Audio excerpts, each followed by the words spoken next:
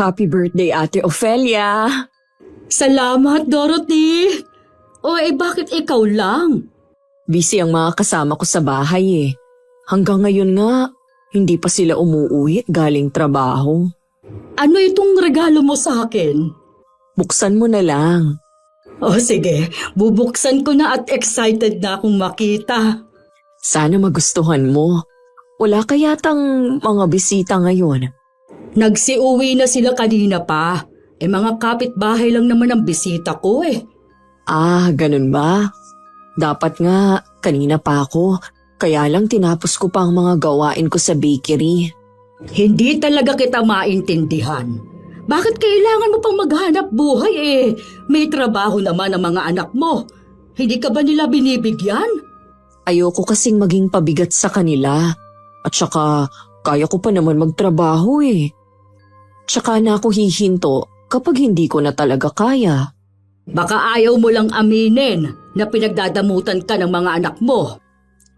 Naku ate, hindi madamot ang mga anak ko. Bakit mo naman nasabi yan?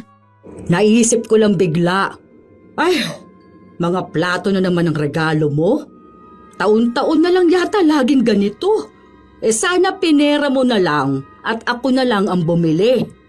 Pasensya ka na ate kung hindi mo nagustuhan ang regalo ko. Pinabili ko lang kasi yan kay Milan sa mall. Sabi ko basta gamit sa kusina. Sa mall mo pa ito pinabili ha?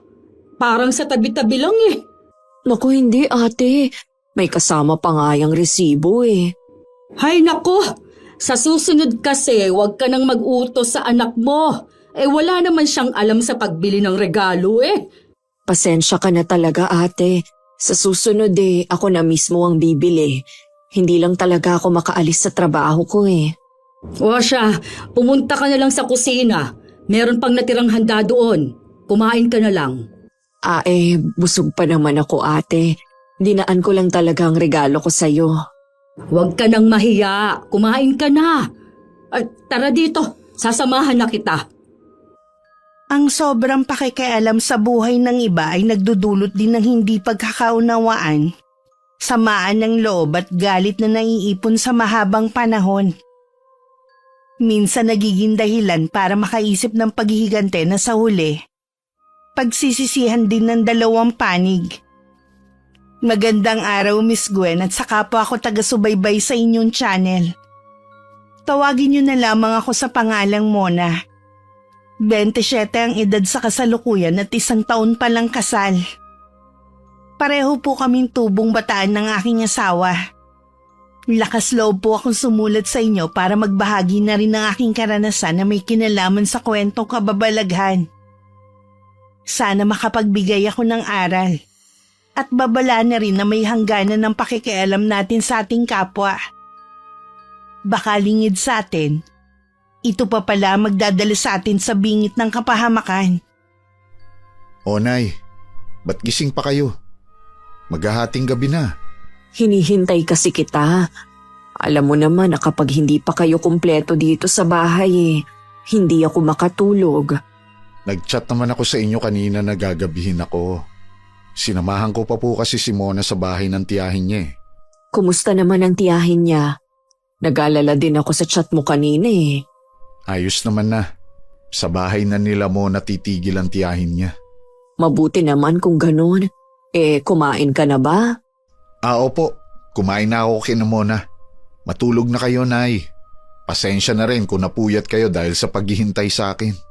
Wala naman akong pasok bukas kaya ayos lang na mapuyat ako ngayon. Kumusta naman po ang trabaho niyo? Hindi ba kayo nahihirapan? Ayos lang naman. Isa nga sa ipinagpapasalamat ko yung kahit nasa ganito na akong edad, may trabaho pa rin ako. Kung hindi nyo na kayang magtrabaho, magsabi lang po kayo. Alam nyo naman na nandito lang kami ng mga kapatid ko para suportahan kayo. Hindi nyo naman ako obligasyon kaya wag nyo akong alalahanin. Nay naman, wag nyo kaming itulad sa ibang mga anak na pagkatapos alagaan at pag-aralin, basta na lang kinalimutan ng mga magulang. Pagkatapos ang tatapang pang mag-post sa social media na hindi nila obligasyon ng mga magulang nila. Hindi mo naman kasi masisisi ang iba dahil hindi nakaranas ang ilan sa kanila ng pagmamahal sa mga magulang. Sila po yun. Pero kami, minahal at pinag-aral ninyo. Kaya obligasyon naming tulungan kayo sa panahon na hindi nyo na kayang magtrabaho. Alam ko naman na hindi niyo ako pababayaan. Kaya lang, hindi naman habang buhay susuportahan niyo ako. Lalo ka na. 'Di ba nagpaplano na kayo ni Mona na lumagay sa tahimik na buhay?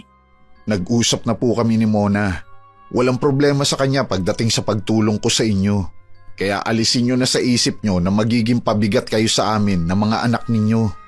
Ang bait talaga ni Mona. Hindi ka talaga nagkamali sa pagpili sa kanya. Kaya nga po hindi ko na siya pinakawalan. Nakikita ko kayo sa kanya. Alam kong tulad ninyo, magiging mabuting asawa at ina rin siya sa mga anak namin. Kapag wala ng problema sa kanila, imbitahin mo ulit siya dito sa bahay, ha? Namimiss ko na kasing makipagkwentuhan sa kanya. Sasabihin ko po sa kanya. Sigurado matutuwa yun. Sa loob ng 2 taon naming relasyon ni Edsel, wala akong naging problema sa pamilya niya. Mabait ang nanay at 3 kapatid niya. Ramdam ko lagi ang mainit nilang pagtanggap sa akin tuwing nasa bahay nila ako. Nagtataka lang ako dahil parang ayaw niya akong ipakilala sa iba nilang kamag-anak. Minsan kasi kapag piyesta sa kanila o di kaya reunion, hindi niya ako iniimbita. Nung una nakakaramdam ako ng tampo dahil pakiramdam ko. Nahihiya siya na ipakilala ko sa mga pinsan, tiyahin at tiyuhin niya. Hanggang sa masanay na lang ako. Iniiwasan ko lang na makaharap mo si Tia Ofelia. Ano ba ang ugali niya? Nako, mahirap na magsalita. Halos lahat naman sila kakaiba ang ugali. Pero siya yung pinakamalala. Nakakatandang kapatid nga pala siya ni Itay. Kung nung nabubuhay pa nga ang ama namin, hindi na rin sila magkasundo kahit nung mga bata pa sila. Kaya pala, tuwing pumupunta ako sa inyo, ayaw mong ipapaalam sa kamag-anak nyo na nandun ako? Kahit nga mga kapatid ko, kapag naandun ang mga kasintahan nila, ayaw din nilang ipaalam sa tiyahin namin. Minsan nga, nabanggit ni Milan na sana daw may ibang bahay na lang kami sa ibang lugar. Ngayon ko mas naiintindihan.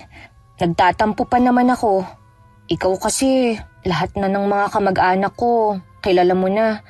Samantalang ako, hindi mo pa ipinapakilala sa iba niyong kamag-anak. Darating din naman tayo doon. Lalo na may plano na tayong magpakasal. Edsel, wala naman ng problema sa mga magulang ko ang plano natin. Ako na lang naman kasi ang walang asawa sa aming magkakapatid. Kakausapin ko na rin si Inay tungkol sa pamamanhikan namin sa inyo. Siguro, pag-usapan na lang natin yan kapag tapos na ang problema sa bahay namin. Oo nga pala, kumusta na ang tiyahin mo? Magaling na ba ang mga sugat niya? Okay na siya. Nakakapaglakad na nga sa labas ng bahay eh. Nahuli na ba ang mga gumawa ng pananakit sa kanya? Walang balak ang pamilya ko na magsampa ng kaso. Nakikipag-usap na ang mga magulang ko sa mga taong yun. Tinatanong kung anong gusto nilang kapalit para lang tigilan nila si Tia Aurelia. Teka, parang naguluhan ako ha. Bakit parang baliktad yata? Alam ko na mahirap intindihin. Pero tsaka ko na lang sasabihin sa'yo. Medyo komplikado kasi eh. O sige, makakapaghintay naman ako. Hindi kita mamadaliin na sabihin kung ano ang problemang kinakaharap ng tiyahin mo. Salamat at naiintindihan mo ko. Siyempre naman, sa isang relasyon, hindi lang pagmamahal ang pundasyon kundi pagkakaunawaan. Sabi nga ni Inay, hindi lang puro saya ang relasyon. Napakabait talaga ng nanay mo at malawak ang pangunawa. Sana hindi kayo magbago. Hindi ko rin kasi alam kung paano ipapaliwanag kay Edsel ang tungkol sa problema ng tiyahin ko. Gusto ko munang hinga ng payo ang tatay ko.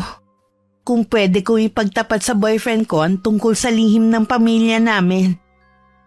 Kinakabahan din kasi ko na baka yun pa ang maging dahilan para hiwalayan ako ni Edsel. Walang duda na mabait ang boyfriend ko pero lahat pwedeng magbago. Hindi tuloy ako makasagot sa imbitasyon niya na pumunta ako sa bahay nila.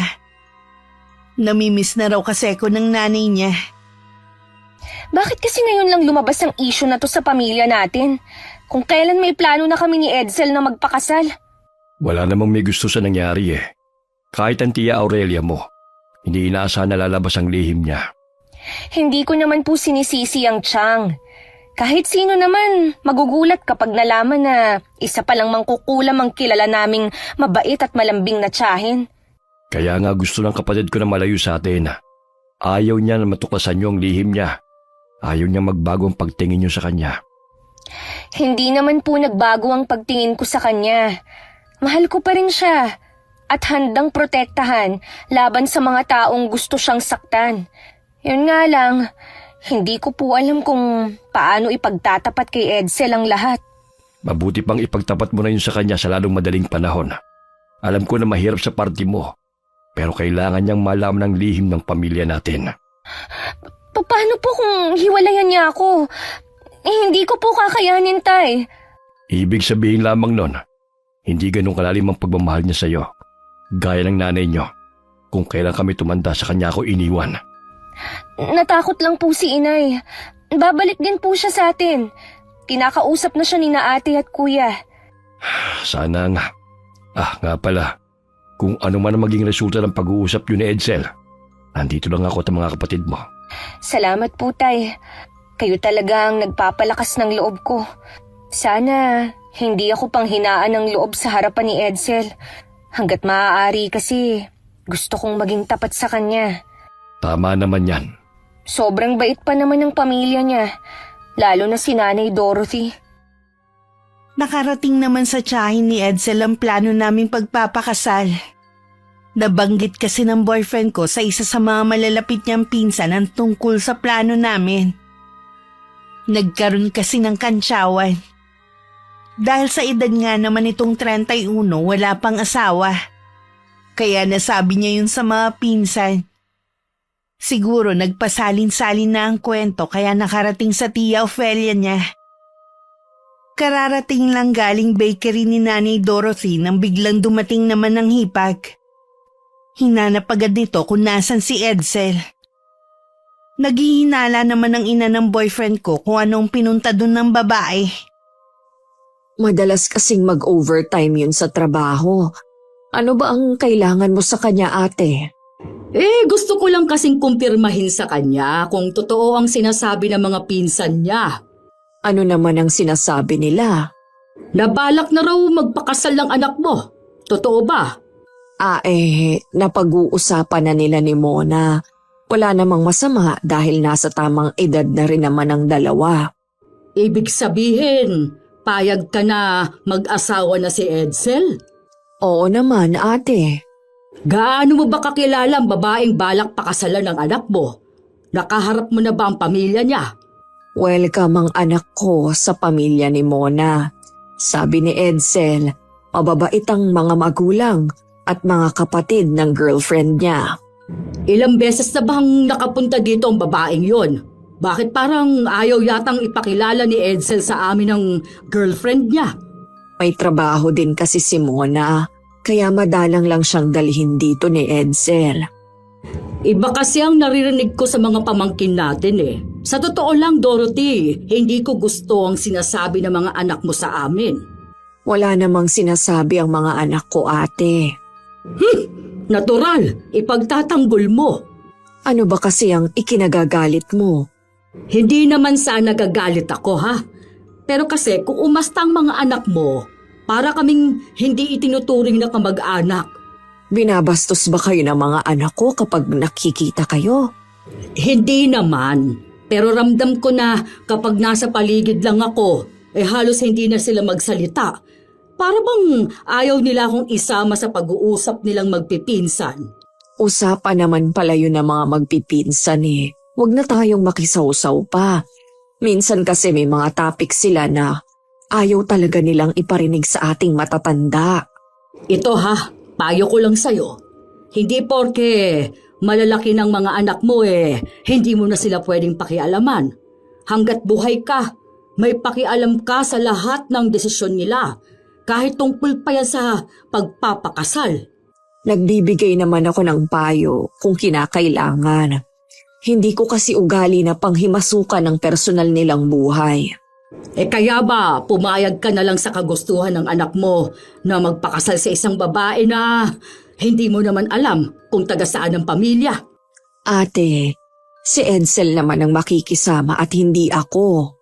Kaya maraming anak ang napapahamak dahil sa ganyang katwiran. Bakit mo naman nasabi na mapapahamak ang anak ko? Dahil hinayaan mo siyang magdesisyon na mag-isa. Kahit na nahimik na lang si Nanay Dorothy, marami pa ring sinabing negatibo ang hipag sa kanya. Para matapos na lang at umalis ang babae, hindi na lang siya nakipagtalo. Kahit sumasama na ang loob niya sa hindi magagandang sinasabi nito laban sa mga anak. Pagdating naman ni Edsel, kinausap niya to tungkol sa pagpunta ng tiyahin niya. Hindi naman maikaila sa boyfriend ko ang pagkainis. Bakit ba kailangan pa niya makialam sa amin ni Mona? Labas na siya sa mga plano namin. Kilala mo naman kasi ang tiyahin mong yon. Ikaw na lang ang bahalang magpasensya. Hindi ko ito sinabi sa'yo para magalit ka, kundi maging handa ka kung sakaling bigla kayong magkita. Sana naman mahalata niya na kaya hindi kami napuntang magkakapatid tuwing may okasyon sa kanila dahil sa ugali niya. Dapat nga siguro pumupunta kayong magkakapatid para hindi kayo pag-isipan ng masama ng tiyahin nyo at iba pang kamag-anak ng tatay ninyo. Pasensya na ho kayo, Nay, ha? Mahirap po kasing makipagplastikan eh. May respeto naman po ako sa kanya pero hindi ko pa rin makalimutan ang ginawa niya kaya ako iniwan noon ni Bea. Alam ko naman yon. Kahit ako sumama ang loob ko dahil sa ginawa niya. Dahil sa sobra niyang pakikialam sa inyo ni Bea noon, nakipaghiwalay na lang siya. Nakalimutan ko na rin po si Bea. Kaya lang mahirap na tanggapin na dahil kay Tia Ofelia, iniwan niya ako. Isipin mo na lang na hindi talaga kayo para sa isa't isa. Kayo ni Mona ang nakatakdang magsama habang buhay. Naniniwala naman po ako dyan. Kaya lang, Nay, nakakainis pa rin ang pagiging pakialamera ni Tia Ofelia. Kailan ba siya titigil sa pakikialam sa mga buhay namin? Nakakalungkot man isipin. Tingin ko hanggat buhay siya at may lakas. Kapag nagkaroon na kayo ng sari-sarili ninyong pamilya, malaya na kayong makakaalis sa bahay na ito. Ako na lang ang maiiwan dito. Hindi po kami papayag na maiwan kayo dito mag-isa. Siyempre, malaya kayong mamili kung saan kayo sasama sa aming magkakapatid. Nag-usap-usap na kami. Kahit anong mangyari, hindi namin kayo pababayaan. Ang sarap namang pakinggan yan, anak. Kung buhay lang ang tatay ninyo, sigurado na matutuwa yun. Lahat kayo ng mga kapatid mo lumaki na mababait at responsable. Dahil ganoon nyo kami pinalaki. Kaya malaki ang utang na loob namin sa inyo. Ngayong malaki na kami, hindi kami makakapayag na apihin pa kayo ni Tia Ofelia. Kami naman po ang magtatanggol sa inyo. Huwag mo na ngang mabanggit-banggit ang utang na loob na yan. Obligasyon ko na buhayin kayo at bigyan ng magandang bukas. Hindi naman po kasi lahat ng mga magulang katulad nyo, kaya ang swerte talaga namin. O siya, mabuti pa magpahinga ka na muna. Kapag dumating na ang iba mong kapatid, maghahapunan na tayo. Isa sa mga nagustuhan kong katangian ni Edsel ang pagiging mapagmahal sa pamilya. Alam ko magiging mabuti siyang asawa at ama kapag nagsasama na kami. Yun nga lang tuwing napag-uusapan namin ng tungkol sa plano nilang pamamanhikan, lagi akong umiiwas. Hanggang ngayon kasi hindi ko pa naipagtatapatan tungkol kay Tia Aurelia. Mabuti nilang maunawain ng boyfriend ko at naniniwala siya sa mga dahilan ko. Pero hindi ang tiyahin niya na hindi pa nakontento sa naging pag-uusap nila ni Nanay Dorothy. Nagkataon na walang pasok ng araw na yun si Edsel. Kaya nang pumunta sa kanila ang tiyahin, naabutan siya. Mabuti at wala kang pasok ngayon. Malilinis mong bakuran ninyo. Sa sobrang sukal pamamahayan na kayo ng mga ahas. Meron po akong inuupahan na maglilinis dito sa bakuran namin. Yun nga lang po nagkasakit kaya hindi pa ulit nakakabalik. Aba, sosyal kayo ha? Umuupa na lang kayo na magdadamo. Lahat po kasi kami may mga trabaho na. Kaya nawawalan na talaga kami ng oras dito sa bahay. Di ba may day off ka naman? Anong ginagawa mo ng araw na yon? Iyon lang po kasi ang araw na nagkikita kami ng girlfriend ko. Ayun! Kaya ka nawawala ng oras dito sa bahay ninyo. Kaya nga po umuupa na lang ako ng taong gagawa dito sa amin. Aba, Edsel, yumayabang ka na yata ngayon ah.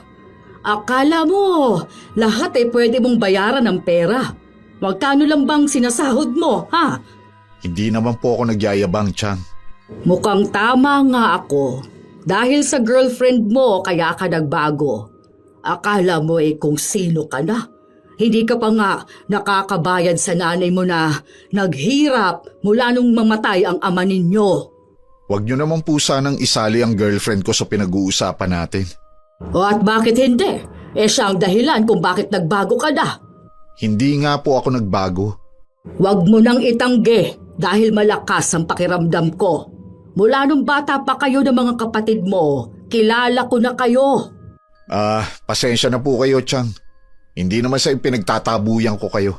Kaya lang, marami pa kasi akong gagawin eh. Iba na talagang nagagawa ng pera sa tao. Sige, aalis na ako. Baka nga maabala pa kita sa ginagawa mo. Napapabugan na lang ng hangin si Edsel na makaalis ang tiyahin niya. Maya-maya lang itinuloy na niya ang ginagawa sa bakuran nila. Yun nga lang hanggang sa makatapos siya sa paglilinis, hindi na nawala sa isip ang naging pag-uusap nila ng tiyahin.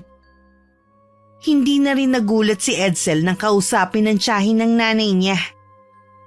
Nagsumbong ito at siya pa ngayon ang pinasasama nito. Hindi sumasagot ng ganun si Edsel. Pinalalabas mo bang sinungaling ako, ha? Hindi naman sa ganun, ate.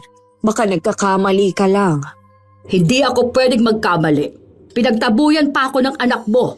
Sigurado ako, kaya ganun ang ugali ni Edsel dahil sa impluwensya ng girlfriend niya. Para matapos na ito, kakausapin ko na lang mamaya si Edsel. Dapat lang ay nagiging bastos ng anak mo eh. Ikaw naman kasi, hinahayaan mo. Porke matibay na ang mga buto. Katulad yan, hindi pa nga napapaayos itong bahay ninyo. Pinayagan mo nang magpakasal. Maayos pa naman ang bahay namin kahit luma na. Yun na nga luma na. Hindi yung man lang iningatan ng bahay na ipinundar ng kapatid ko. Ate, sa tingin ko hindi na tama ang pakikialam mo sa amin. Nakikiusap ako sa'yo na sana. Tigilan mo na kami ng mga anak ko. Nagmamalasakit lang naman ako sa inyo O tapos binamasama mo pa. Wala namang ibang magmamalasakit sa inyo kundi ako. Huwag mo sanang kalilimutan, Dorothy. Noong panahong may sakit si Enrico, kami ng pamilya ko ang dumadamay sa inyo. Hindi naman ako nakakalimot sa mga ginawa niyong kabutihan. Ang akin lang naman. Ay tama na! Lumalabas na nga na wala kayong utang na loob. Kita mo na, ate, kahit masasakit na ang mga salita na sinasabi mo sa amin, maayos ka pa rin naming pinapakiharapan. Huwag mo naman sanang sagarin ang pasensya namin. Para din naman sa kabutihan ninyo ng mga anak mo kaya ako nagmamalasakit. Hindi ko alam na minamasama na pala ninyo, lalo na ng panganay mo. Sabi ko nga, pagsasabihan ko si Edsel mamaya. Hindi sapat na pagsabihan mo lang siya. Ano pa ba ang gusto mo? Pagsabihan at pagalitan ko ang anak ko sa harap mo? Ang ipahiya siya sa maraming tao, ha? Hindi bastos ang mga anak ko. Nauubos na lang din ang pasensya nila dahil sa pakikialam mo. Dorothy! Umalis ka na, ate. Bago pa maubos ang natitira kong pagtitimpi sa iyo. Baka makarinig ka sa akin ng mga hindi magagandang salita. Pulang-pula na ang mukha ni Nanay Dorothy ng mga oras na yun. Kaya alam ng hipag niya na talagang galit na siya. Taas noo pa na humakbang palayo ang babae bago lumingon sandali sa kanya. Noong araw ding yun, nagpasya na akong ipagtapat kay Edsel ang tungkol sa tiyahin ko. Habang tumatagal kasi pabigat na ng pabigat ang dibdib ko sa dalahing yun. Ganon din ang payo sa akin ng nanay ko, ipagtapat ko na habang maaga pa. Para malaman ko rin kung tatanggapin ba ako ni Edsel ng buo. Siya daw kasi hindi na niya kayang makisama sa aking ama. Mas nangingibabaw daw kasi sa kanya ang takot. Hindi ko rin naman siya masisi pero naaawa ko sa aking ama na umaasa pa rin na babalik siya sa bahay namin. Huwag mo sabihing ayaw mo nang magpakasal sa akin. Hindi yun ang gusto kong ipagtapat sa'yo. Baka nga kapag nalaman mo, ikaw na mismo ang umurong sa plano nating kasal eh. Ano ba kasi yon? Lalo mo naman akong pinapakabe. Tungkol kay Tia Aurelia ang gusto kong sabihin sa'yo. Anong tungkol sa tiyahin mong yun? Huwag mo sabihin na ayaw niya sa akin. Gusto ko rin naman niya para sa akin. Nararamdaman daw niya na mabuti kang tao. Iyon naman pala eh. Boto naman pala sa akin ang tiyahin mo. Tungkol ba yan sa kinakaharap niyang problema? Oo, hanggang ngayon kasi galit pa rin ang pamilya na nanakit sa tiyuhin ko. Diyan na nga ako naguguluhan eh. Sila na nga tong nananakit sa matanda. Sila pa ang galit. May karapatan silang magalit dahil namatayan sila ng mahal sa buhay. Di ba namatay sa sakit ang kaanak nilang yun? Bakit magiging kasalanan ng tiyahin mo? Hindi pangkaraniwan ng sakit na dumapo sa taong yun. May nagbigay sa kanya ng karamdaman para pahirapan siya hanggang sa yun na ang ikinamatay niya. Ano naman ang kinalaman ng tiyahin mo? Si Tia Aurelia ang may kagagawan nun. Sinumpa niya ang taong yun. Edsel, mangkukulam ang tiyahin ko. Posible rin na sa akin niya ipamana ang kaalaman niya sa karunungang itim dahil ako ang paborito niyang pamangkin. May lahi kayong mangkukulam? Oo, Edsel. Kailan ko lang nalaman ng muntik na ngang mapatay ang tiyahin ko. Yun din ang dahilan ni inay kung bakit siya umalis. Hindi niya kayang tumira kasama ang tiyahin ko sa iisang bahay. At natatakot din siya sa nalaman niya. Totoo nga pala ang mangkukulam. Kung hindi ko pa mismo narinig sa'yo, hindi ako maniniwala. Maiintindihan naman kita kung pakikipaghiwalay ka na sa akin. Huwag kang mag-alala. Hindi ako magagalit sa'yo. Nagulat lang talaga ako sa nalaman ko. Kung sakaling hindi mo na ako tawagan pagkatapos ng pag-uusap natin ito, alam ko na ang desisyon mo. Niyakap ko pa ng mahigpit si Edsel bago siya umalis. Baka kasi yun na rin ang huling sandali na mayakap ko siya. Hindi madali para sa akin na pakawalan siya pero ayoko naman na gaya ni inay. Kung kailan may mga anak na tsaka pa niya iniwan si Itay. Mabuti na rin na habang maaga pa malaman ko na ang saloobin ni Edsel. Nang makaalis siya tsaka ko lang pinakawalan ng luha na kanina ko pa pinipigilan. Napansin naman ni Nanay Dorothy na matamlay ang anak na umuwi. Tuloy-tuloy din siya sa silid at hindi naghapunan ng gabing yun. Kinabukasan tanghali na rin siya nagising. Nalabis na ipinag-alala ng kanyang ina. Alam kasi nito na may pinagdadaanan ng anak. Mabuti naman lumabas ka na sa silid mo. Malamig na tuloy ang almusal mo. Iinitin ko na lang. Pasensya na po kayo, Nay. Tinanghali ako ng bangon. Hindi ka ba nakatulog agad kagabi? Mag-uumaga na po yata yun nung nakatulog ako eh. Napansin namin ang kapatid mo na malungkot ka kagabi. Nag-away ba kayo ni Mona? Hindi po, Nay. Nag-usap lang kami. Kung gano'n, ano ang problema mo? Wala po akong problema. Sigurado ka ba? Opo, Nay. May iniisip lang po kasi ako. Medyo naguguluhan ako. Ano ba yun? Baka makatulong ako. Nay. Naniniwala po ba kayo sa mangkukulam? Oo naman. Dati kasing mahilig magkwento ang nanang ninyo tungkol sa mangkukulam. May naging kaibigan nga din daw siya noon. Ano pa po ang mga sinabi ni Nanang sa inyo tungkol sa mangkukulam? Ano po ba ang mga katangian nila? Totoo bang nagbibigay sila ng karamdaman sa isang tao hanggang sa mamatay to? Akala ng iba, kapag sinabing mangkukulam masama na agad at nananakit. Katulad ng pangkaraniwang tao, may mabuti at masama din sa kanila. Ang iba, mas pinipili nilang mamuhay ng tahimik. Kaya lang naman sila nakakapanakit dahil sinaktan sila o di kaya naman sinaktan ng isa sa mga mahal nila sa buhay. Minsan din, nabubulagan sila ng galit kaya gumaganti sa pamamagitan ng kulam. Pero nagsisisi din sila sa huli dahil mas nananaig pa rin sa kanila ang kabutihan. Yan ang sinabi ng nanang mo nung nabubuhay pa siya. Nasaan na po kaya ang kaibigan niyang mangkukulam? Matagal nang patay yun, mas nauna pa sa nanang mo. Pero alam ko may mga anak siya. Hindi ko lang alam kung nasaan na sila. Bakit ba yan ang gumugulo sa isip mo? Kasi po, Nay, ipinagtapat na sa akin ni Mona na mangkukulam ang tiyahin niya. Totoo ba yan? Katunayan nga po, may napatay ang tiyahin niya. Ngayon po, gustong saktan ang tiyahin niya nung pamilya. Baka naman may dahilan ng tiyahin niya kaya niya nagawa iyon. Sabi ko nga hindi likas sa kanila ang maging masama. Dahil ba dyan ay nakipaghiwalay ka kay Mona? Hindi po, Nay. Pero binibigyan niya ako ng pagkakataon na layuan siya. Alam ko na nasasaktan din siya sa desisyon niyang yun. Bihira sa babae ang nagpaparaya para sa kapakanan ng mahal niya. Kaya nga po ako naguguluhan eh. Sinabi pa niya na baka sa kanya ipamana ang kaalaman sa kulam ng tiyahin niya. Timbangin mo kung ano ang mas mahalaga sa'yo. Ang pagmamahal mo kay Mona o ang natuklasan mong lihim ng pamilya nila. Pag-isipan mo ring maigi, anak. Huwag kang magmadali. Nay, tanggap niyo ba kahit gano'n ang pamilya ni Mona? Oo naman.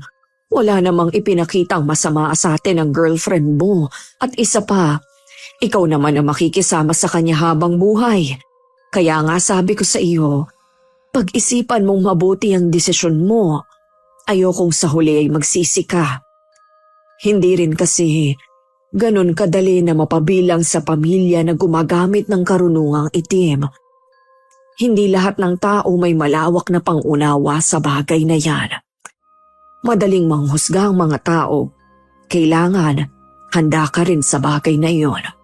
Salamat, Nay. Kahit papano gumaan ang pakiramdam ko. Alam mong nandito lang ako para sa inyong magkakapatid. Handa akong makinig at magbigay ng payo. 1 linggo na rin ang nakakalipas nang huli kami nag-usap ni Edsel. Masakit man tinanggap ko na lang na hindi kami para sa isa't isa. Wala akong sinisisi sa paghihiwalay namin. Alam ko namang mahirap mapabilang sa pamilya namin. Katunayan nga niya ng kuya ko gusto na rin hiwalayan ng asawa niya dahil sa nalaman. Ayoko na kung kailan nakabuo na kami ng pamilya. Tsaka naman maiisip ni Edsel na hindi niya kayang makisama sa akin. Minsan narinig ko rin ang pagtatalo ni na Itay at Tia Aurelia. Alam ko namang hindi sinasadya ni Itay na makapagsalita ng masakit.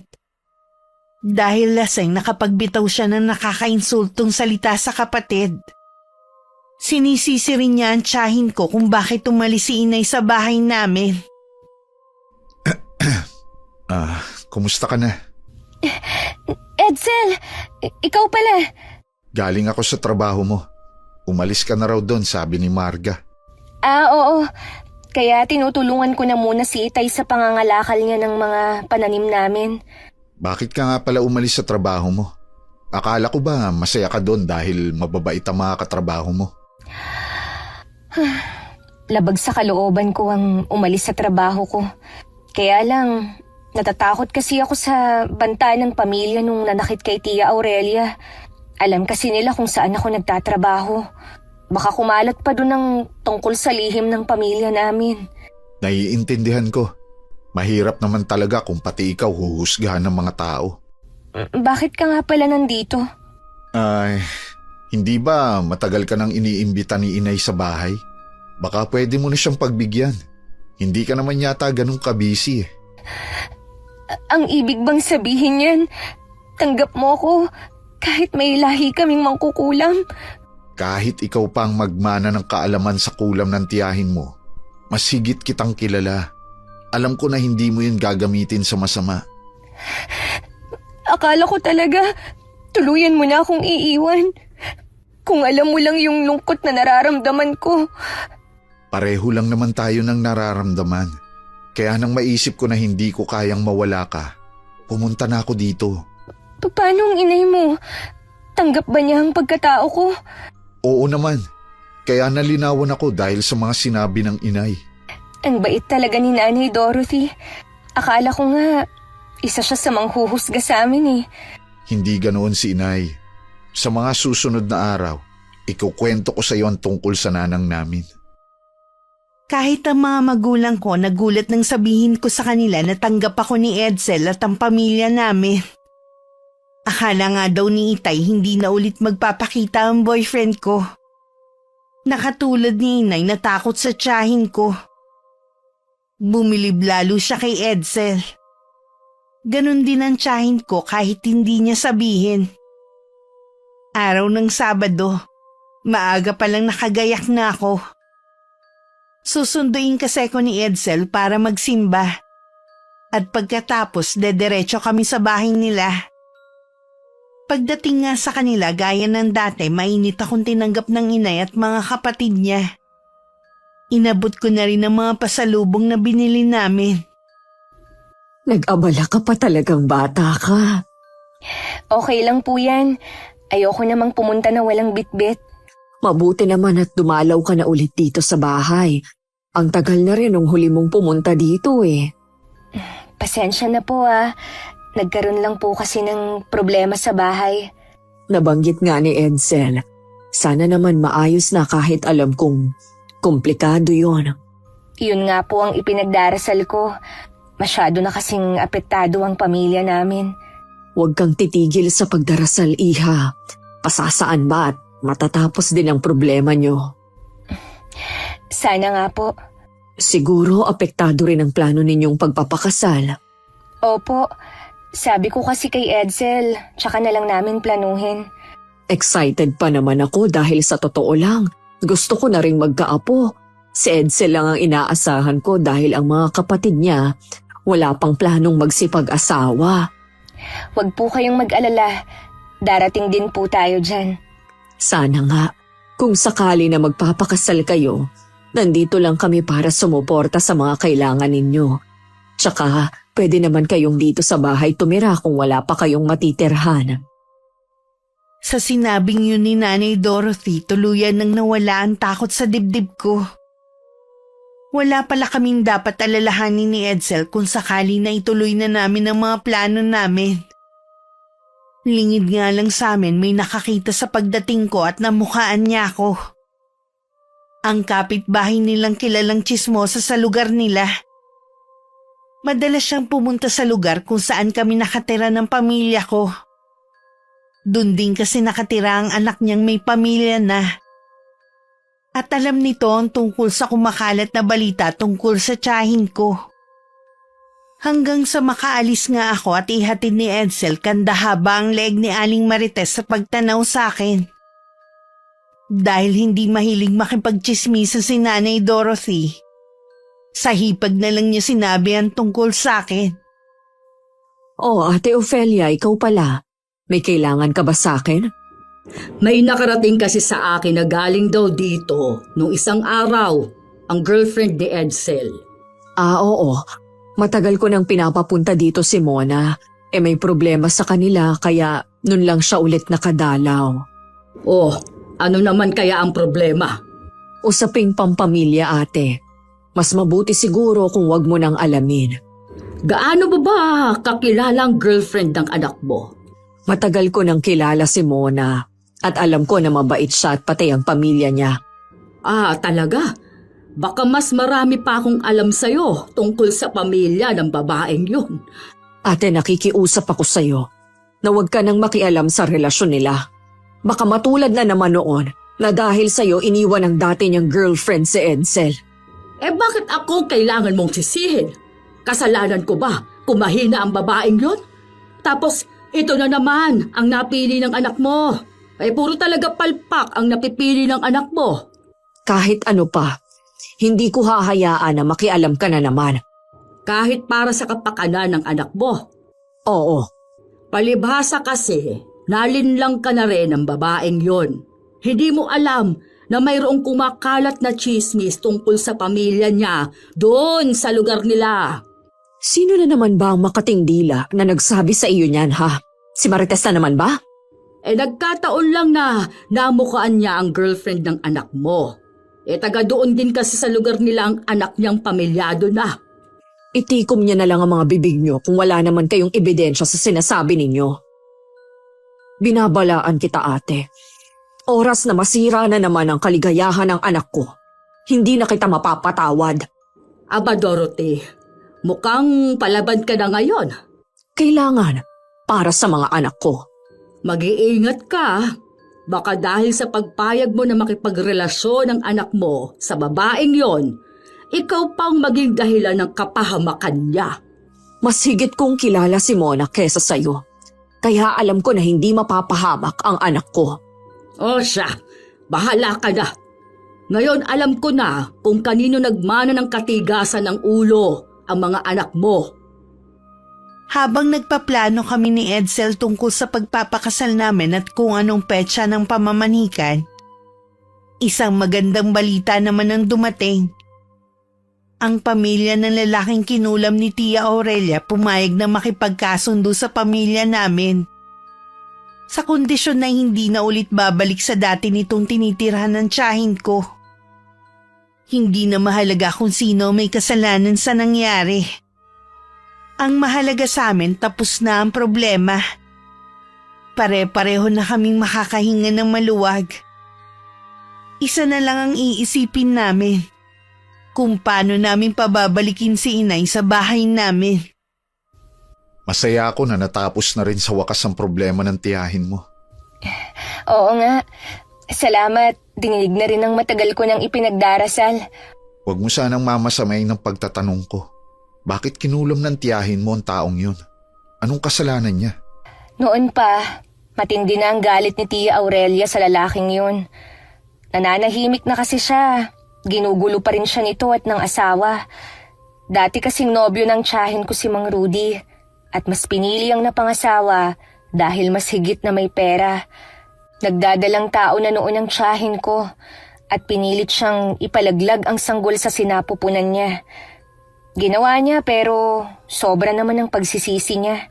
Sa kabila ng nangyari, pinili pa rin niyang magpatawad at mamuhay ng tahimik. Ano ang naging dahilan ngayon ng tiyahin mo? Bakit kinulam niya si Mang Rudy? Paano? Gustong kamkami ng lupang naipundar ni Chang. Pinalalabas nilang mag-asawa na hindi yun pag-aari ng tiyahin ko. Palibhasa kasi maimpluwensya yung babae. Buti nakipagkasundo na lang sila. Hindi ko alam kung anong pag-uusap ang ginawa nila tatay. Pero salamat at natapos na rin ang problema namin. Di pwede na tayo mamili ng petsa kung kailan kami mamamanhikan ni inay. Oo naman. Ayos lang naman kay Itay kahit anong araw. Sasabihin ko na rin kay inay para mapaghandaan na namin. Nanay mo lang bang makakasama mo sa pamamanhikan? Kailangan kasi may tatay yung ama mo. Huwag kang mag-alala. Tatawagan ko si Tio Julio para makasama sa amin. Nakababatang kapatid yun ni inay. Mabuti naman. Kakausapin ko rin si inay na kung maaari, isang tabi muna ang galit niya para sa araw na yon. Talaga bang hindi na makikipagkasundo ang inay mo sa tatay mo? Hindi ko alam Pero ayokong mawala ng pag-asa na magkakaayos pa sila. Ang Tia Aurelia mo, titira na ba talaga siya sa bahay niyo? Ayaw niya rin doon. Nasanay kasi siya na mag-isa lang namumuhay. Tsaka minsan, nagtatalo rin silang magkapatid. Lalo na kapag lasing si Itay. Kumagawa na naman ng kubo ang tatay ko sa lupang pag-aari namin. Kapag nagawa na yon, lilipat na ang tiyahin ko. Kung sakali na sa iyo niya ipamana ang kaalaman niya sa kulam, hindi kita pipigilan. Pero tandaan mo, galing yun sa dyablo. Kapag ginamit mo yun kahit minsan, baka hindi ka na makawala sa sumpang taglay nun. Kinausap ko na rin si Tia Aurelia sa bagay na yan. Hindi naman daw niya ako pipilitin kung ayaw ko. Mabuti naman kung ganun. Bago kami magkahiwalay ni Edsel ng araw na yun, napagkasunduan na namin ang petsa ng pamamanikan nila. Excited naman siyang ibinalita yun kay Nanay Dorothy. Masaya naman ang mga kapatid niya at lahat sila nagsabi na sasama sa araw na yon. Kanya-kanya na rin silang toka ng pagkain na dadalhin nila sa bahay namin. Ang babait talaga ng mga kapatid ko. Hindi ko na po problemahin ang pagkain. Mas excited pa nga sila kaysa sa'yo. Napansin ko nga po yun. Talagang gusto na nila akong mag-asawa. Sabi nga ni Noah, dapat nga daw mag-asawa ka na dahil malapit ka nang mawala sa kalendaryo. Tama lang po ang ganitong edad para sa pagsisimula ng pamilya. Ako excited na magkaroon ng apo. Sinanay talaga. Mamamanhikan pa lang tayo apo na agad ang sinasabi nyo. Basta, pagkatapos ng pamamanhikan, kailangan may petsa na dapat ng kasal. Opo, Nay. May napupusuan na rin po kami na date. Pag-uusapan na lang po. Maiba nga pala ako. Kanina, nandito na naman ang tiyahin mo. Ano naman po ang sinabi ni Tia Ofelia? Mukhang may alam siya tungkol sa pamilya ni Mona. May nagchismis sa kanya na palagay ko si Marites. Yun lang naman ang numero 1 chismosa dito Huwag nyo na pong alalahanin yun. Hindi naman nila kayang patunayan kung totoo yun. Naayos na po kasi ang problema ng tiyahin ni Mona. Nagkasundo na ang 2 panig. Mabuti naman kung ganon. Pwede nyo nang pabulaanan kung sakali man na may magtatanong. Opo, Nay. Oo nga po pala. Wala akong balak na imbitahan si Tia Ofelia sa kasal ko. Hindi kaya mas malaking problema pa kung hindi mo siya iimbitahin? Baka sirain lang niya ang kasal ko. Espesyal ang araw na yon at ayokong nandun siya. Ikaw ang bahala dahil kasal mo naman yon. Salamat, Nay, at naiintindihan niyo ako. Isang araw bago ang pamamanhikan sa amin, dumating ang tiyuhin ni Edsel na tatayo niyang ama. Kasama din ng mga kapatid niya na halata ang saya para sa amin ng kuya nila. Dumating din naman si Inay at tinulungan ako magluto para sa pamilya ng boyfriend ko. Si Tia Aurelia naman hindi na humarap kahit pinilit ko siya. Sa silid na lang daw siya mamamalagi. Naging maayos naman ang pamamanhikan at nagkasundo sa lahat ng mga inilatag na plano. Gaya ng tiyuhin at ina ni Edsel, sumang-ayon din ang mga magulang ko na ipaubaya na sa aming 2 ang pag-aasikaso. Kung meron daw sila may tutulong, magsabi lang kami. Paalis na ang pamilya ni Edsel nang sumilip ang tiyahin ko at nakita siya ni Nanay Dorothy. Umalis na kanina ang tiyo Julio mo. Hindi ka na nahintay dahil may trabaho pa daw siya bukas. Babalik na lang daw siya sa kasal niyo kasama ang pamilya niya. Mabuti na lang at nandyan ang Chong. Mamaya tatawagan ko siya para magpasalamat uli. Siya nga pala, sigurado ba kayo na gusto niyo na simple lang ang magiging kasal niyo ni Mona? Opo, Nay. Gusto kasi naming ilaan na lang sa mas mahalagang bagay ang pera namin. Akala ko nga tututo lang mga magulang ni Mona kasi babae ang sa kanila at minsan lang ikakasal. Bago pa po ang pamamanhikan, kinausap na ni Mona ang mga magulang niya tungkol sa simpleng kasal na gusto namin. Pumayag naman sila dahil kami naman daw ang gagastos sa kasal namin. Isa pa nga yan, bakit ayaw niyong tumanggap ng pera mula sa amin? Napag-usapan na po namin ni Mona kapag nagpakasal kami, hindi kami hihingi ng tulong sa mga magulang namin. Ano ba yan? Wala man lang akong ambag sa kasal ninyo. Sapat na po yung nandun kayo sa araw na yun.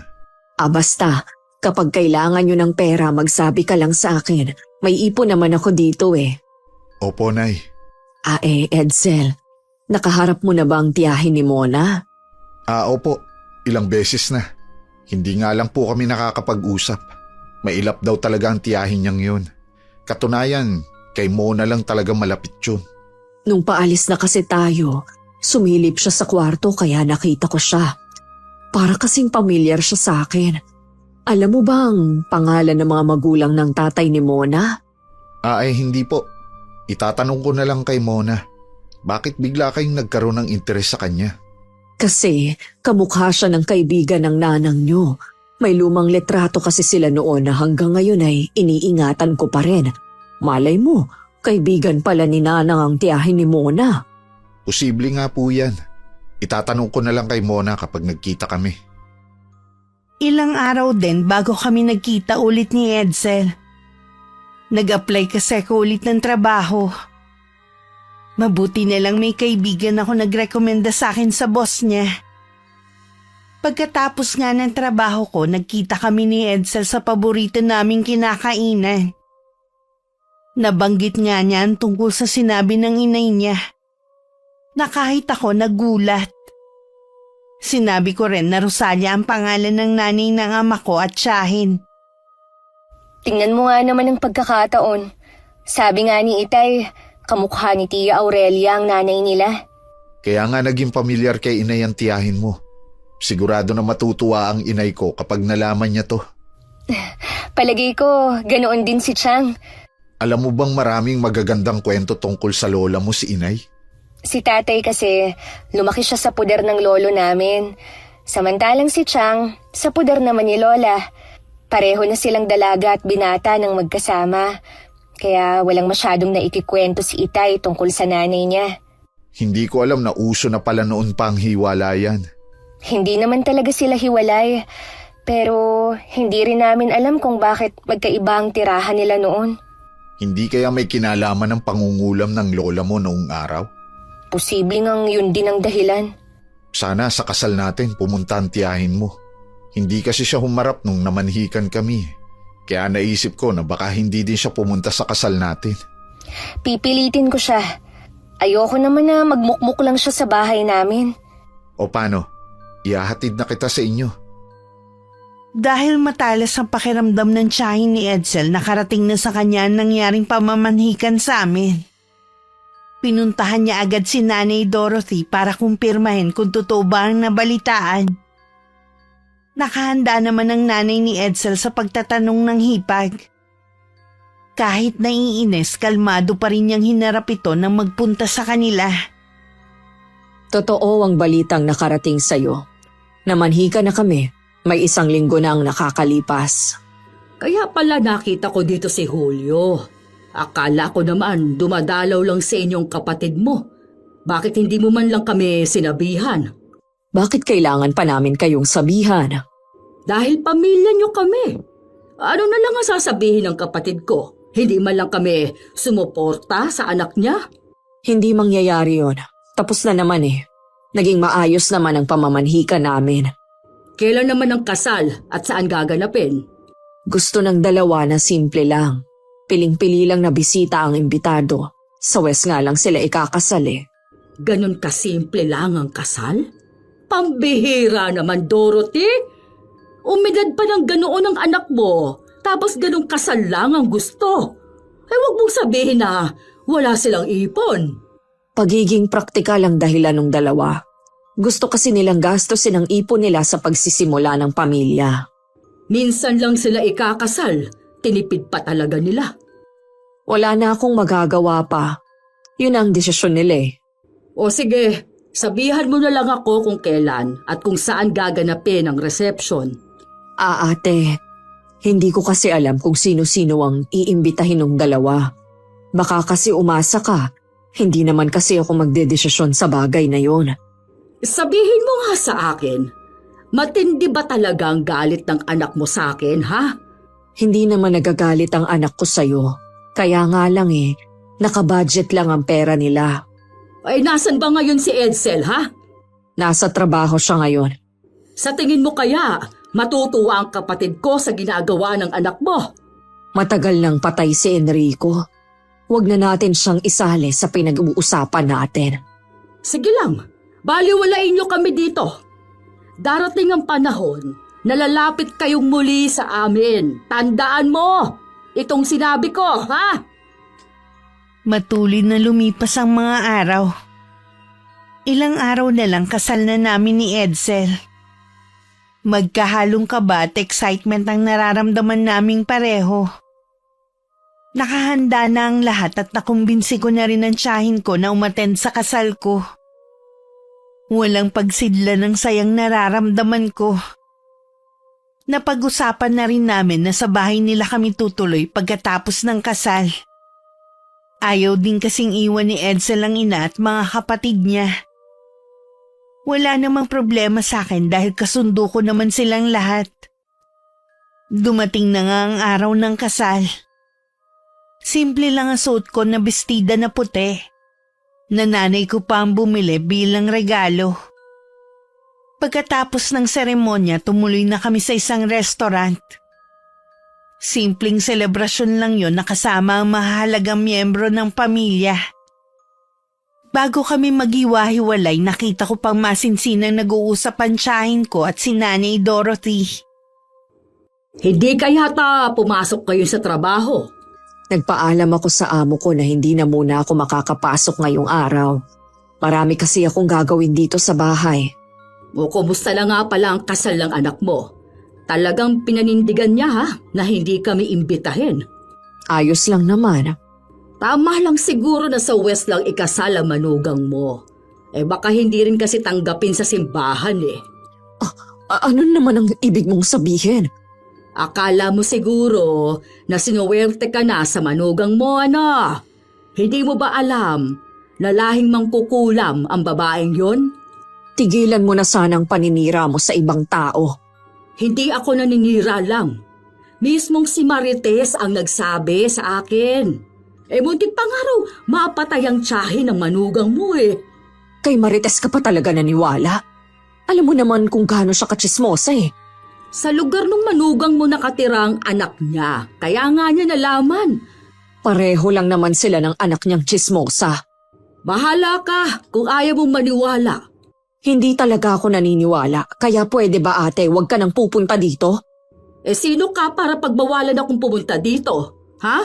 Baka nakakalimutan mo. Bahay ito ng kapatid ko. Huwag mo rin sanang kakalimutan na asawa ko kaya bahay ko na rin ito. Hindi mo nga magawang pagandahin man lang ang bahay na ito eh. Baka isang araw, bigla na lang gumuho tong bahay na pinaghirapang ipatayo ng kapatid ko eh. Ilang beses ko bang kailangan sabihin na walang dapat ipaayos sa bahay namin dahil wala namang sira? Hindi ko kailangan makipagsabayan sa mga taga rito sa pagpapaganda ng bahay. Ang sabihin mo, wala lang kayong kakayanan. Palibasa kasi, lahat ng mga anak mo, maliliit lang ang sahod. Wala ka nang pakialam sa bagay na yun, ate. Puro ka na lang walang pakialam. Pero oras na may emergency sa pamilya mo, sigurado naman na kami ang lalapitan ninyo. Huwag kang mag-alala. Hindi na kami lalapit sa inyo. Huli na yung mga panahon na nagkasakit ang asawa ko. Itong tandaan mo, Dorothy, ha? Dahil sa pagtanggap mo sa babaeng yon, mamalasin ang pamilya ninyo. Problema na namin yon at ni Edsel. Pagkatapos ng 3 araw na honeymoon namin sa isang resort, umuwi na rin kami ni Edsel. Umuwi muna kami sa bahay namin para magbigay galang sa mga magulang ko at kunin na rin ang ilang gamit. Sa bahay ni na Edsel na kasi kami maglalagay gaya ng usapan namin. Hindi ko alam na sa 2nd araw ng pagtira ko sa bahay ni na Edsel, makakaharap ko agad ang tiyahin niya na laging ikinikwento sa akin. Mukhang mataray ang dating nito. Hindi rin nakaligtas sa akin ang panunuri niya sa akin. Ngumiti pa rin ako kahit kinakabahan ako. Magalang din akong bumati sa kanya. Walang tugon sa akin ng matandang babae. Hindi ko rin inaasahan ng sasabihin nito. Hindi ka naman pala ganun kaganda. Mas maganda pa sa'yo dating girlfriend ni Edsel. Nakita ko nga po yung litrato ng dating girlfriend niya. Tama kayo. Maganda siya. Pero ako ho ang pinakasalan ni Edsel. Palaban ka rin ano? Pasensya na po kung ganun ang naging dating sa inyo. Ang pamangkin ko talaga, hindi marunong mamili ng babae. May kailangan po ba kayo kaya kayo nandito? Nasa palengke pa ho kasi si Nanay Dorothy at nasa trabaho naman si Edsel. Kaya nga ako pumunta dito para makita ka ng personal. Hindi nyo kasi kami inimbita sa kasal ninyo. Pasensya na po, Tia Ofelia. Talaga lang pong Piling-pili lang ang inimbita namin dahil na rin sa budget. Sa ginawa ninyo, para na rin ninyong ipinakilala ang tunay na ugali ninyo. Patawarin niyo na po kami, Chang. Siya nga pala, dito ba ninyo planong tumira? Pansamantala po dito muna kami. Ayaw po kasing iwan ni Edsel si Nanay Dorothy at ang mga kapatid niya. Ayaw pala niyang iwan. Bakit nag-asawa agad siya? Nasa tamang edad naman na ho kami. Ang bahay na ito ay pag-aari ng kapatid ko, ng tatay ni na Edsel. Hindi kayo pwedeng tumira dito. Aalis naman po kami rito Ay dapat lang. Magiging tapat ako sa'yo, iha ha? Ayaw kitang nandito sa bahay na ito. Ang gawin mo, kumbinsihin mo si Edsel na tumira kayo doon sa ibang lugar. Sino ka ate para utusan si Mona? Nay, nandyan na ho pala kayo. O bakit? Tama lang naman, hindi ba? Mag-asawa na sila. Dapat lang na bumukod na sila. Wala kang karapatan na utusan sila sa kung anong dapat nilang gawin. Bahay ko to at ako masusunod kung sino ang titira dito. Paano kapag nag-asawa na rin si Milan? Dito mo na rin ba sila patitirahin, ha? Pati iba mong anak kapag nag-asawa na sila? Labas ka na sa bagay na yon. Ang mabuti pa umalis ka na. Huwag mong abalahin si Mona. Babalik pa rin ako dito at wala kang magagawa. Bahay ito ng kapatid ko. Ay, salamat. Umalis na siya. Nag-uubusan na po kasi ako ng isasagot sa kanya Huwag mong dibdibin ang mga sinabi niya sa'yo. Ganon na talaga siya kahit noon pa. Hindi na yata siya magbabago kahit magunaw pa ang mundo. May mga ganong tao po talaga. Kalimutan na nga natin ang pangyayaring ito. Tara sa kusina. Tulungan mo na lang akong magluto. Sasabihin ko rin sa'yo kung anong mga paboritong ulam ni Edsel. Ilang araw ding hindi pumunta si Tia Ofelia sa bahay. Hindi ko na rin binanggit kay Edsel na naging paghaharap namin noon. Matagal na kasing naiinis ang asawa ko sa tiyahin niya at ayoko ng gatungan ng inis niya. Habang nasa bakuran kaming mag-asawa, nag-uusap at nagtatawanan kami. Hindi namin akalain na basta na lang susulpot si Tia Ofelia. Mukhang pasa na naman ito ang daigdig dahil sa itsura niya. Hindi ba kayo marunong mahiya, ha? Dinig na dinig sa kalsadang harutan ninyo? Nagtatawanan lang naman po kami. Pasensya na kung nakakaabala po kami. Mas nakakahiya po yata yung basta na lang kayong papasok dito. Lagi naman akong pumapasok dito Bakit? Dahil ba may asawa ka na? Bawal lang may pumasok dito? Hindi naman po sa ganun. Pero sana matuto kayong kumatok muna o tumawag man lang. Huwag mo nga akong turuan ng mga dapat kong gawin, ha? Ano po ba ang kailangan nyo, Chang? Hindi naman siguro kayo bulag, sa halip na magkwentuhan kayo dyan, bakit hindi nyo linisan ang bakuran ninyo? Meron na pong nakatokang maglinis dyan. Sino yung inuupahan mo? Bakit hindi mo nalang iutos dyan sa asawa mo? Sayang ang pera na ibabayad mo doon. Hindi ko po pinakasalan si Mona para gawing katulong dito sa bahay.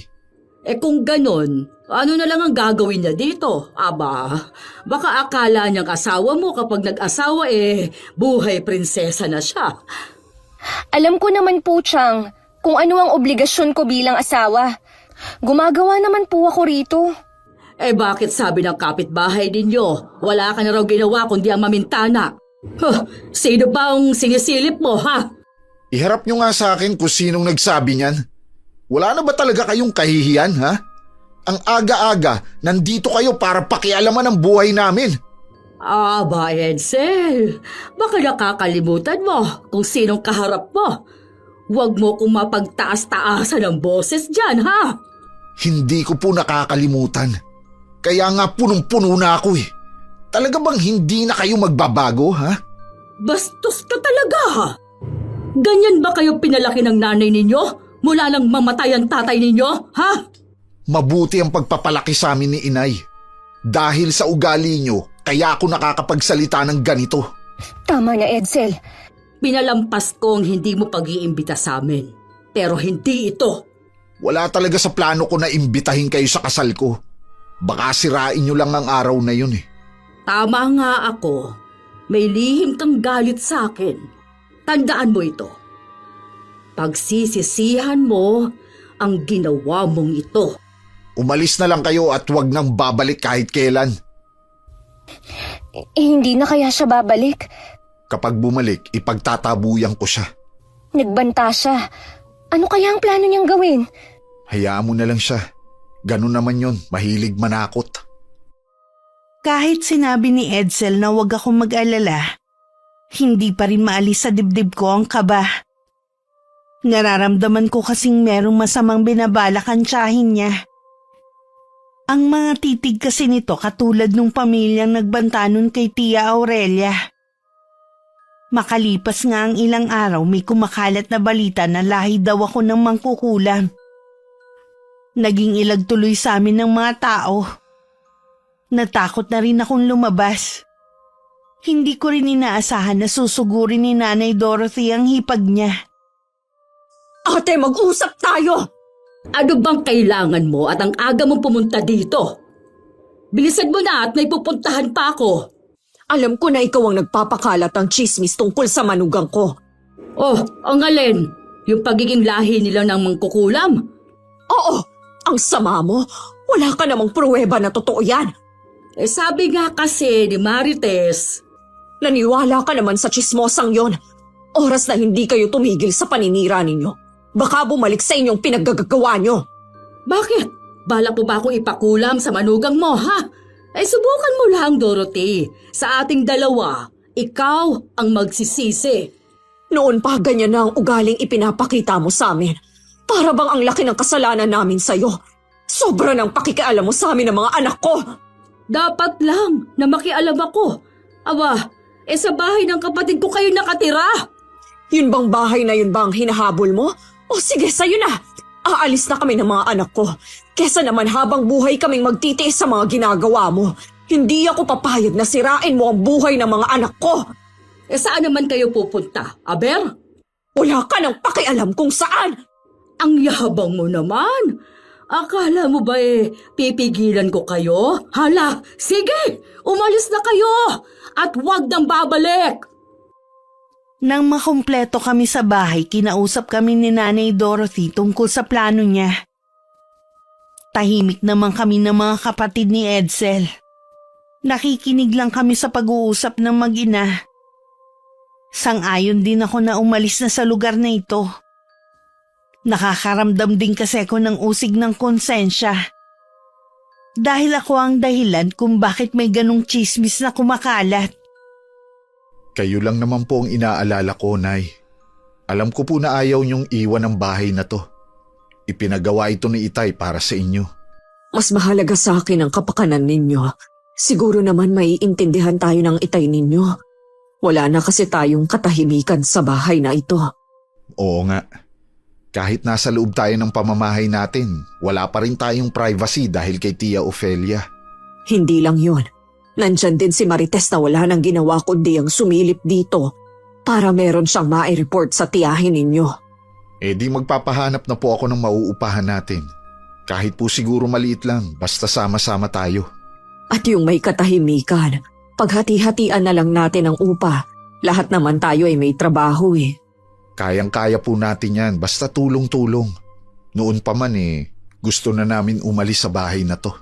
Pasensya na kayo mga anak ha, dahil sa akin nahihirapan kayo. Alam naman po namin na nahihirapan din kayo. Ginagawa nyo naman lahat para tumigil si Tia Ofelia eh. Kahit anong pakiusap natin sa kanya, ayaw pa rin yan tumigil. Baka ito talaga ang gusto niya, ang umalis tayo sa bahay ni Itay. Ilang araw din kami naghanap ng bahay pero wala pa rin kami makita na pwede sa amin. Kailangan kasi medyo malaki ang malilipatan namin dahil malaki kaming pamilya. Tumawag na rin ako sa mga magulang ko para humingi ng tulong. May alam daw si Inay pero dahil marami kami, baka raw pwedeng 2 unit ang kunin namin. Magkatabi lang daw ang 2 apartment. Sinabi ko yun kay Edsel. Puntahan daw namin pagkatapos ng trabaho niya. Mas maaga akong lumalabas sa trabaho ko kaya lagi ako nauuna sa bahay. Habang nagpapahinga, bigla na namang dumating si Tia Ofelia. Alam kong maaanghang na salita na naman ang bibitiwan niya sa akin. Kaya hinanda ko na ang sarili ko. Akala ko ba aalis na kayo? Naghahanap na po kami ng malilipatan. Mabuti naman kung ganon. Siguraduhin nyo lang na mapapanindigan ninyo ang pag-alis. Oo naman po. Excited na nga ang lahat sa pag-alis namin eh. Ano ka mo? Masaya po kami. Dahil sa wakas, magkakaroon na rin kami ng katahimikan. Minsan po, yun ang mahalaga kesa pagkakaroon ng sariling bahay. Hindi ko talaga gustong tabas ng dila mo. Siguro dahil sa pamilyang pinagmulan mo. Nalahi kaming mangkukulam? Abay dapat nga po matakot kayo. Dahil paano kung kayo ni Aling Marites ang kulamin ko? Hindi ako natatakot sa'yo. Para sabihin ko sa'yo, Iha. Noon pa man may pangontra na ako laban sa kulam. Talagang pinaghandaan nyo ho ha? Palibhasa kasi ang sasama ng ugali nyo. At inaasahan nyo nang pwedeng mangyari sa inyo yon. Sino ka para sabihin yan, ha? Pinalaki po ako ng mga magulang ko na marunong gumalang sa mga matatanda. Pero kayo, hindi ko nakikita na dapat irespeto. Magbabayad ka. Hintayin mo lang. Kayo po yun. Hintayin nyo na lang ang karma nyo. Nang mga sandaling yun, nag-half day lang sa trabaho si Nanay Dorothy para makausap niya ang tiyahin ko. Nakalipat na rin nun si Tia Aurelia sa kubo na ipinagawa ni Itay para sa kanya. Humihingi siya ng tulong dito kung paano matuturuan ng leksyon ng hipag niya na marami na nagawang kasalanan sa kanya, kay Edsel at sa mga kapatid. Alam ko na masama pero matagal nang naipon ang galit sa puso ko kay Ate Ofelia. Mula pa noon, puro kasamaan na ginagawa niya sa amin ng mga anak ko. Lalo na nung mamatay ang asawa ko. Lahat ng iyon tiniis namin. Palaki ang utang na loob namin ng nanay ko sa inang mo. Hindi ko tatanggihan ang paglapit mo. Kaya lang lahat ng kasamaan na balak natin sa kapwa ay may nakalaang kapalit. Alam ko at handa ako sa bagay na yon. Ibigay mo sa akin ang mga gamit ng hipag mo. Gagawin ko rin ito dahil ayoko may mga api kay Mona. Para ko na rin kasi siyang anak Maraming salamat sa'yo. Huwag ka munang magpasalamat. Wala pa ako nagagawa. Sana atin-atin na lang ito. Ayokong may madamay pang iba. Lalo na sina Edsel at Mona. Makakaasa ka na walang makakaalam. Pinuntahan nga namin ang apartment na sinasabi ni nanay ng araw na yun. Kaya nga lang may nauna na sa amin. Nung araw ding yun may nagbayad at kinabukasan na rin lilipat. Hindi namin nakalain na ganun pala kahirap maghanap ng mauupahan sa panahon ngayon. Minabuti namin na umuwi na lang. Pagdating sa bahay, naabutan na namin si Nanay Dorothy na kakaiba ang sigla ng mga sandaling yun. Ang saya nyo yata ngayon, Nay. Tinaasan na kasi ang sahod ko kaya masaya ako. Kaya naman po pala. Saan nga pala kayo nang galing? Tiningnan po namin yung apartment na sinasabi ng nanay ni Mona. Kaya lang po, naunahan na kami. Siguro hindi para sa atin ang apartment na yon. Oo nga po. Kaya lang kasi gusto ko nang makaalis sa bahay na to. Galing na naman kasi dito si Tia Ofelia. Kung ano-ano na naman ang mga sinabi.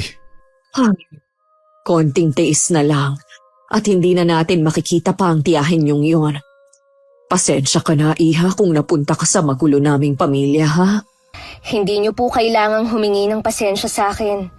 Swerte ko nga po sa inyo Dahil lahat kayo, kasundo ko at tanggap ako. Si Tia Ofelia lang naman kasi ang problema Yung sobrang pakikialam niya sa atin.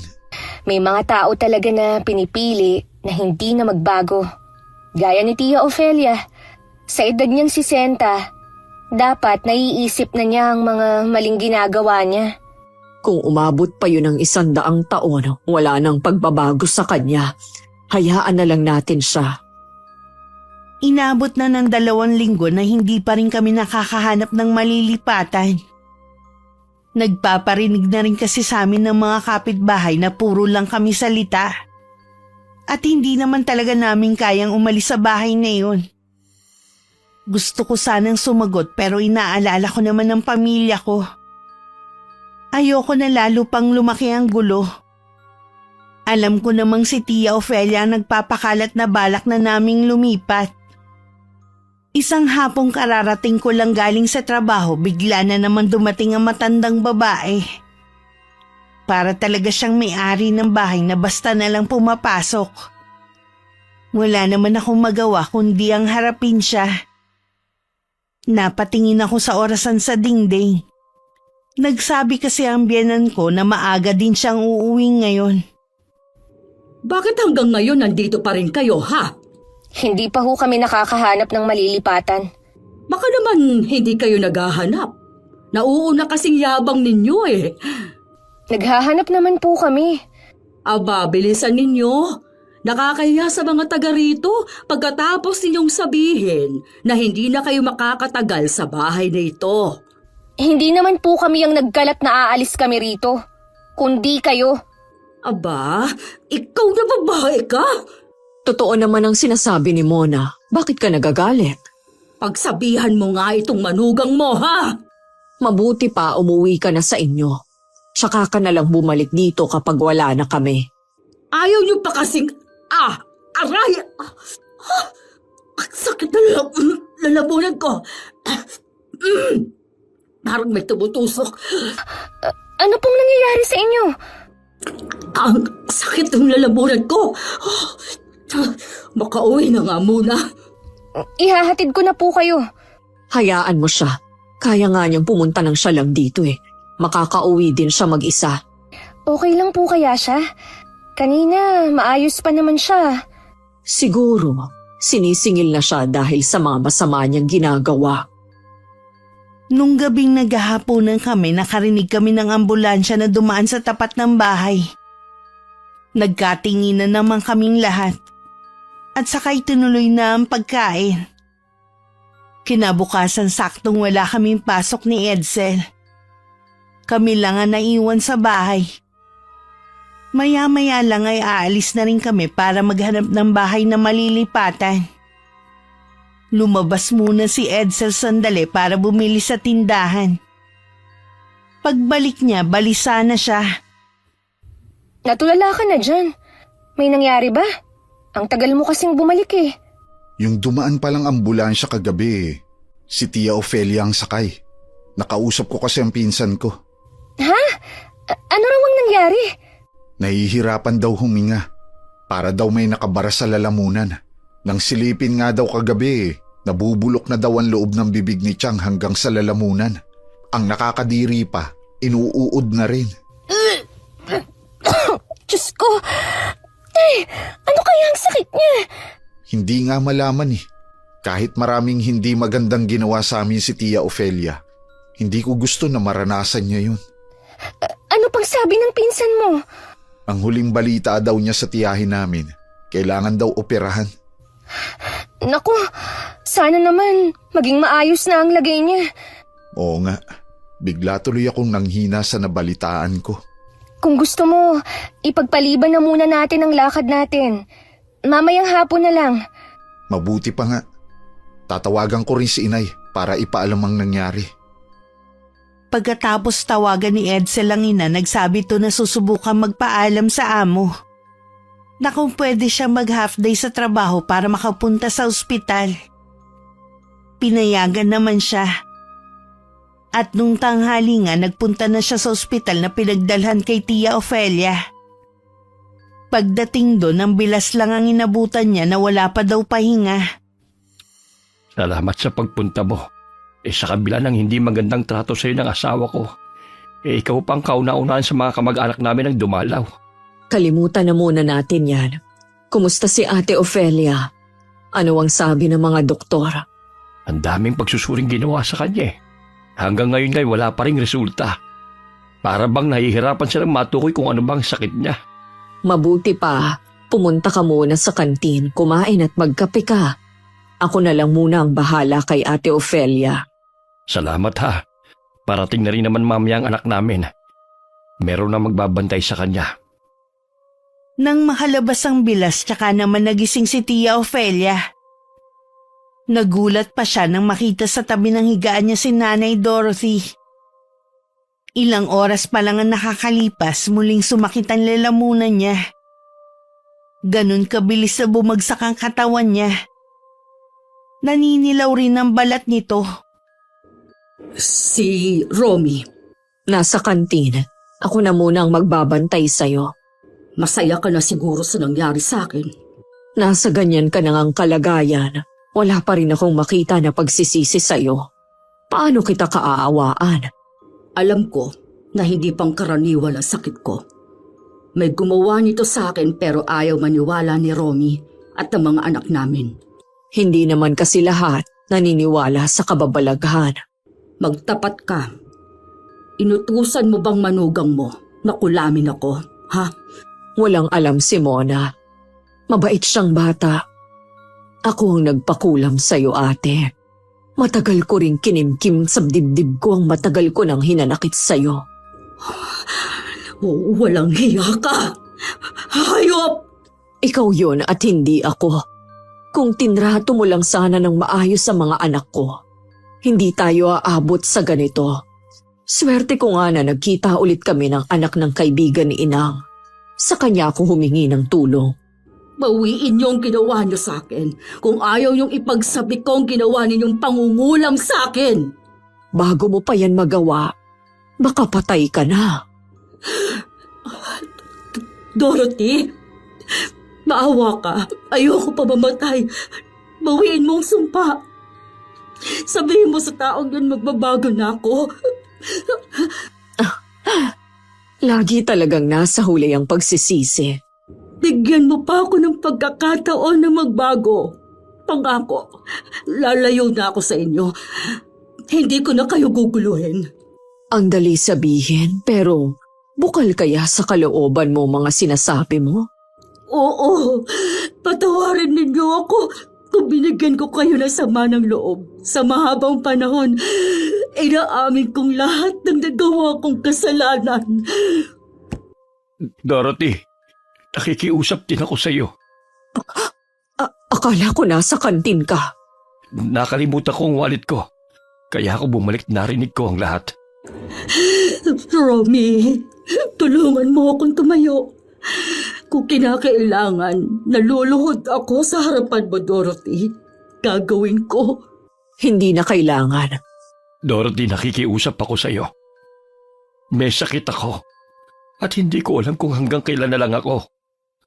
Ang tanging hiling ko lang, makasama ang buo kong pamilya bago man lang ako mawala. Ayoko mauna sa akin si Ofelia. Alam ko na may sakit ka pero hindi ko alam na malala na pala. Tinanggap ko na ang kapalaran ko. Matanda na rin naman ako. At na-enjoy ko na rin naman ang pamamalagi ko sa mundong ito. Sana mapagbigyan mo ko sa aking hiling. Titingnan ko kung anong magagawa ko. Tumuloy si Nanay Dorothy sa kubo kung saan nakatira ang tiyahin ko. Parang inaasahan naman ni Tia Aurelia ang pagdating niya. Dahil hindi na to nagulat sa bigla niyang pagdating. Wala namang inaksayang oras ang biyanan ko at sinabi agad ang sadya niya. Naawa daw siya sa bilas na may taning na ang buhay. Sabi ng aba, hindi mo rin mapapanindigan. Hindi ko pala kayang maging masama. Lahat ng tao may likas na kabutihang taglay. May ilang naliligaw ng landas dahil kulang sa gabay. May iba namang nananalaytay na ang kabutihan sa kanila kahit noon pa. Katulad mo, nadala ka lang ng galit at sama ng loob. Pero nang matauhan ka, mas nanaig sa'yo ang kabutihan. Nagsisisi na ako kung bakit ko yun hiniling sa'yo. Sana noon pa ako nagpatawad. Hindi na sana nahirapan ang kalooban ko. Sana magbago pa rin ang hipag mo pagkatapos kong bawiin ng karamdaman na ibinigay ko sa kanya. Sa palagay ko naman magbabago na siya pagkatapos ng naranasan niya. Ipalagay mo na ang kalooban mo. Gagaling na rin ang hipag mo. Maraming salamat. Sana patawarin tayo ng Diyos sa mga ginawa natin. Kapag lubos ang pagsisisi, may tugon ang paghingi natin ng tawad. Nabalitaan na lang namin na magaling na si Tia Ofelia at nakauwi na sa bahay nila. Ang mas nakakagulat, pumunta siya sa amin para humingi ng tawad. Ramdam naman namin ang pagiging senseridad niya kaya pinatawad na namin siya. Mukhang ang pagkaka-ospital niya ang dahilan ng pagbabago niya. Sumagi tuloy sa isip ko na iba talaga ang nagagawa sa tao kapag nasa bingit na ng kamatayan. Biglang bumabait. Hindi na rin kami umalis sa bahay na yun. Pero sa kasalukuyan nagpapagawa kami ng sarili naming bahay na malapit sa kanila. Gusto kasi ni Edsel na malapit lang siya sa pamilya niya. Minsan sa buhay may pangyayari na magtuturo sa atin ng leksyon. Para magising tayo sa katotohanan at maisip natin na maiksi lang ang buhay. Dapat gamitin natin ang bawat sandali sa paggawa ng mabuti sa kapwa. Hindi para gisingin ang nananahan na galit sa puso ng isang tao. Mabuti na lang mas nanaig kay Nanay Dorothy ang kabutihan kesa lamunin ng paghihigante. Wala rin naman kasi itong mabuting maidudulot. Maraming salamat po Miss Gwen sa pagpili ng aking sulat para mailapag sa inyong channel. Sana magsilbing aral ang nangyari kay Tia Ofelia sa mga taga-subaybay na may ganong pag-uugali. Wakas.